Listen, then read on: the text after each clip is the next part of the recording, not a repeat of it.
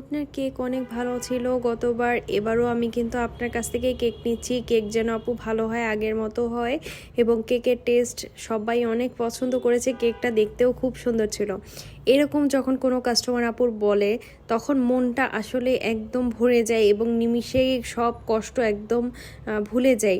একটা কেক করতে কিন্তু আমাদের অনেক রকমের সমস্যা বলেন, অনেক কিছু আমাদের ফেস করতে হয়। একটা কেকের পিছনে অনেক শ্রম দিতে হয়, অনেক কিছু থাকে আসলে একটা কেক সুন্দর করে ফুটিয়ে তোলার জন্য। আর এরপরে যখন এরকম সুন্দর একটা রিভিউ পাই তখন কিন্তু মনটা একদম ভরে যায়। আপনাদের কার কেমন লাগে আমাকে কমেন্ট সেকশনে অবশ্যই জানাবেন। আমার কিন্তু খুব ভালো লাগে যখন আমি একটা এরকম রিপ্লাই পাই। আলহামদুলিল্লাহ। তো স্ক্রিনে যে দেখতে পাচ্ছেন এই কেকটা কিন্তু আমি অনেক কালারের করেছি, কিন্তু এটা কিন্তু একটু ডিফারেন্টভাবে আমার কালার কম্বিনেশনটা আমার কাছে লেগেছে। আপু চাচ্ছিল হলুদ এবং পিঙ্কের কম্বিনেশনে কেকটা, তো আপু বলেছে যেভাবে আমি সেভাবেই করছিলাম। উপরে 3টা পিঙ্ক কালারের ফ্লাওয়ার দিতে বলেছিল, তো আমি ওভাবেই দিচ্ছি।